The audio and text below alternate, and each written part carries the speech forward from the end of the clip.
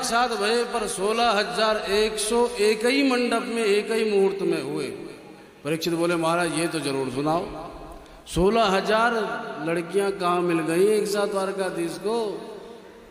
भाई एक कन्या का अगर संबंध ढूंढना हो तो कितनी जन्मपत्री मिलानी पड़ती है, मैया बाप से सब पूछना जांचना पड़ता है, पर 16,100 कन्या कहाँ मिल गई?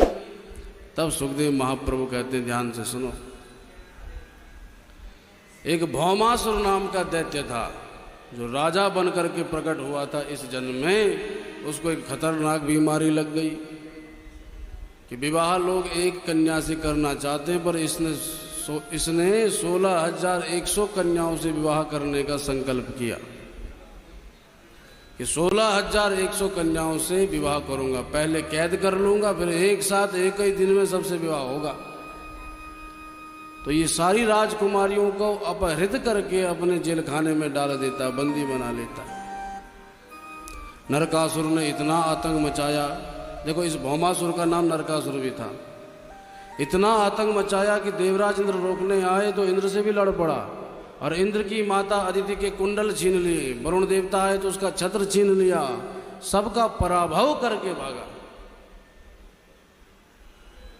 जब ये स्थिति हो गई, बोलबंसी वारे की, तो द्वारकाधीश के पास देवराज इंद्र भागते भागते आए, द्वारकाधीश रक्षा करो रक्षा करो रक्षा करो। भगवान अपनी सुधर्मा सभा में थे, बोले कहा बात है भैया, क्या क्या हो गया?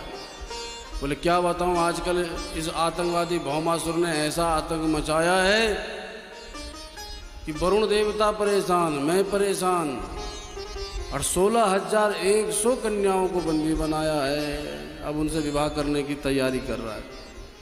भगवान बोले अच्छा।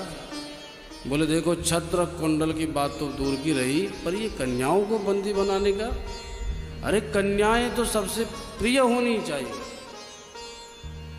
और उन कन्याओं के साथ ऐसे अभद्रता कर रहा है। कन्याओं को अपना वर स्वयं चुनने का अधिकार है मर्यादित रूप से, और वो दुष्ट कहीं का जबरदस्ती विवाह करना चाहता है, देखूंगा, निश्चिंत रहो देवराज। ऐसा कहकर के देवराज तो चले गए, पर अगले दिन भगवान सुबह उठते ही ब्रह्म मुहूर्त में संध्योपासन से निवृत्त होते ही गरुड़ पर आरूढ़ हो गए और सत्यभामा को संग में ले लिए। बोले पतिदेव हमको भी घूमने जाना है। बोले हम घूमने थोड़े जा रहे हैं, हम तो लड़ने जा रहे हैं। बोले चाहे आप लड़ने जाओ चाहे घूमने जाओ, अगर दो दो हाथ करने पड़े तो सत्यभामा भी कम नहीं है, राजा की बेटी हूँ, 2-3 हथियार हम भी चला लेंगे। अच्छा तो चलो देवी। सत्यभामा को लेकर के भगवान उस भौमासुर की राजधानी प्राग ज्योतिषपुर में चले गए। सभार्यो गरुड़ारूढ़ो प्राग ज्योतिषपुरम ययौ। जैसे ही प्राग ज्योतिषपुर में प्रवेश किया तो मुर नाम का दैत्य मुंह फाड़ करके भगवान को ही पेट में धरने आ गया।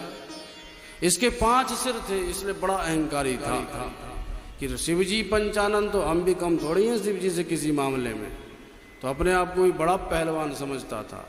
कृष्ण कन्हैया बोले मार्ग से हट जा, मुझे तो अभी भौमासुर से मिलना है, तू हट जा अगर अपना जीवन चाहता है तो। बोले मुझसे युद्ध कर। भगवान बोले ठीक है तेरी इच्छा है तो एक क्षण में भगवान ने सुदर्शन चक्र से मुर के सिर के खंड खंड कर दिए और मुर का अंत हो गया। तब से भगवान कृष्ण मुरारी बन गए। इसलिए कहते हैं ना, श्री कृष्ण गोविंद हरे मुरारे, हे नाथ नारायण वासुदेव। श्री कृष्ण गोविंद हरे मुरारे, हे नाथ नारायण वासुदेवा। बोल मुरारी भगवान की जय हो।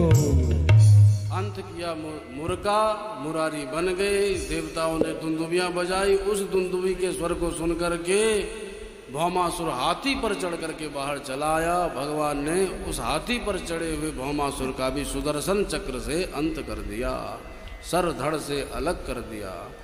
बोलबंसी वारे की। अपाहरद गजस्तस्य चक्रेण क्षुरनेमिना। चक्र के तीक्ष्ण धार से उसका अंत हुआ। भगवान उसको मार करके सत्यभामा को लेकर के भीतर चले गए। कहाँ? अंतःपुर में। अंतःपुर में थी 16,100 राजकुमारियां जो बंदी बनाई हुई थी। जैसे उन्होंने प्रभु को देखा तो देखती ही रह गई। इतना सुंदर, इतना प्यारा सावरा कृष्ण कन्हैया देखते ऐसी निहाल हो गई कि पति हो तो यही हो। और भगवान तो भाव को देखते हैं, इसका मेरे प्रति भाव क्या है। सबके मन में प्रभु पति रूप में दिखाई दे रहे हैं, इसलिए भगवान ने भी मन ही मन उन सबको ग्रहण कर लिया। बोल बंसी वारे की जय। तत्र राजन्य कन्यानां षट्सहस्राधिकायुतम्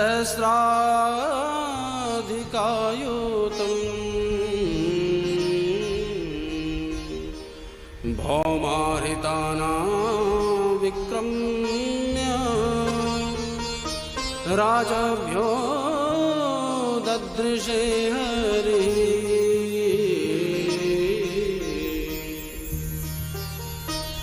अपना पति प्रभु को चुन लिया।